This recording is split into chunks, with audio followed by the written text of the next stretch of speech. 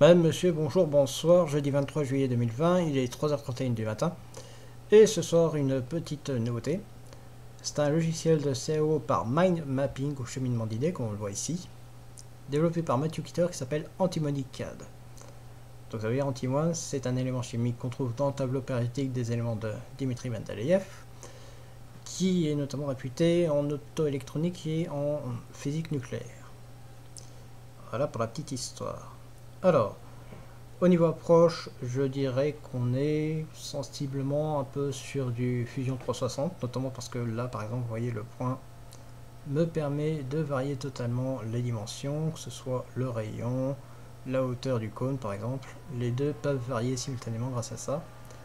Et grâce au lien que j'ai fait ici entre ce paramètre et le paramètre X de mon cylindre, à la seconde où je vais le modifier ici, par exemple je vais mettre 1, hop, lui il se passe tout de suite à 1. Alors l'intérêt d'avoir ça, c'est que par exemple, je vais prendre ce lien, ou alors, voilà, je peux directement le lier, hop, au rayon de mon cylindre. Donc ça veut dire qu'à la minute où je vais faire varier ça, le rayon de mon cylindre va également varier en même temps que le rayon de mon cône.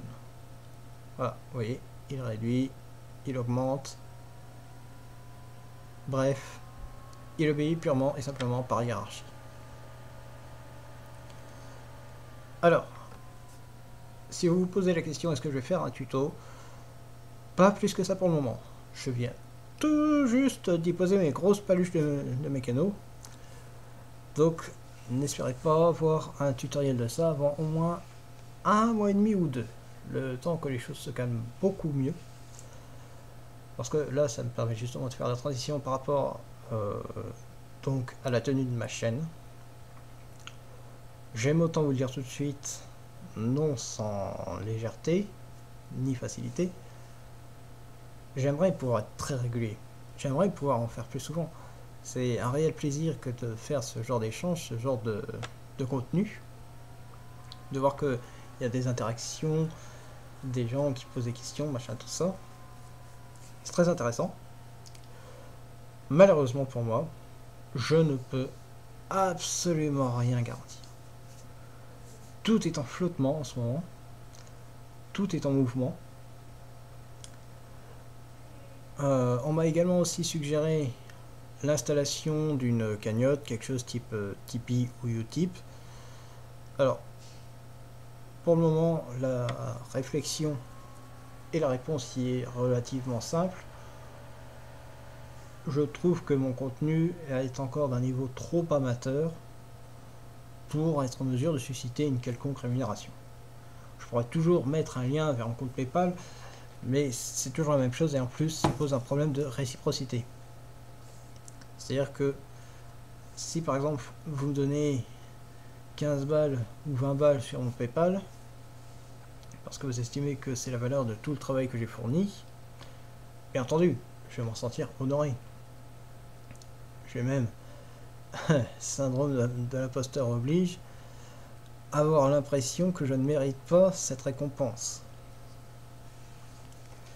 Alors, du coup, on va couper court aussi à toutes les petites idées farfelues, comme les fameux trucs de coaching pour devenir le roi du trading avec par exemple Melius ou des choses comme ça. Melius qui au passage est donc un système pyramidal de Ponzi. Voilà. Donc c'est à dire que les premiers qui rentrent, enfin les derniers qui rentrent enregistrent les premiers rentrées. Mais du coup il y a de fortes chances pour que vous disiez au revoir à votre thune. Mais ça, c'est un autre sujet. Bref. Ceci étant dit, donc la question n'est pas du tout de partir sur un truc à abonnement qui va coûter 60 € par mois pour devenir un technicien de conception, technicien supérieur en conception industrielle hors pair. Savoir que moi je n'en suis pas un de naissance non plus. À la base, moi je suis technicien de maintenance industrielle, j'ai appris à faire des dessins industriels, mais il y a des notions, il y a des choses que je ne saurais pas faire en dessin industriel, donc je ne les ai pas abordées. J'apprendrai peut-être à les faire, j'en sais rien. Mais pour le moment, je ne les aborde pas. Pour revenir à la question de la rémunération. Donc, vous rémunérez mon travail. Moi, je me dis, c'est génial. Les gens estiment que il y a lieu de monnayer ce que je fournis. Ça devrait être formidable. Eh bien, il y a une ombre au tableau qui s'appelle la réciprocité, qui résume littéralement à lui seul le principe de plaisir d'offrir, joie de recevoir. C'est-à-dire que si moi j'ai la joie de recevoir votre rémunération parce que j'ai eu le plaisir de vous offrir ce que j'ai produit comme contenu, eh bien ça va impliquer un principe selon lequel il faudrait que je sois plus régulier, que j'en fasse plus souvent, que je le fasse peut-être, je sais pas, avec plus de sujets abordés. Enfin bref, ça va vite devenir un équilibre ultra instable et ultra dangereux. Et c'est donc, notamment par rapport à ça, pour le moment, je ne dis pas que ça ne sera jamais du travail rémunéré, mais pour le moment, vous regardez, ne serait-ce que la communauté, on est moins d'une cinquantaine d'abonnés. C'est encore tôt. Ce serait prématuré de lancer une cagnotte. Ça pourrait vite laisser croire que ça a été fait plus dans un but lucratif qu'éducatif, ce qui est absolument pas le propos. Donc pour l'instant, on va rester tel que sont les paramètres, une publication au coup par coup, quand j'en ai la possibilité, quand j'en ai la volonté, quand les astres sont alignés littéralement. Parce que hier par exemple, j'ai essayé de faire une vidéo notamment pour parler de non seulement de ce qui se passerait par rapport à ma chaîne, mais aussi par exemple de tout ce qui touche à l'open source. J'ai essayé à 5 reprises pendant 3 heures, et la dernière fois en fait le PC a frisé, j'ai perdu tout ce que j'avais enregistré, donc c'était pas ouf. Alors comme je me suis dit, j'en profiterai pour structurer mes idées parce que c'était un peu en vrac, donc là il n'y a pas grand chose à faire, donc c'est pour ça que je vous fais celle-là. Parce que j'ai aussi l'intention de vous faire littéralement découvrir du paysage numérique.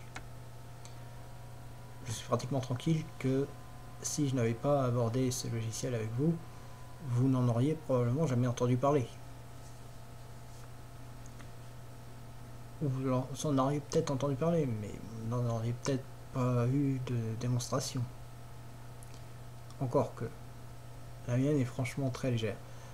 Je vous recommande celle du développeur Matthew Kitter, qui vous montre comment par exemple il produit une poignée de tournevis, qui est assez instructive, parce qu'elle sert un petit peu de tutoriel littéralement.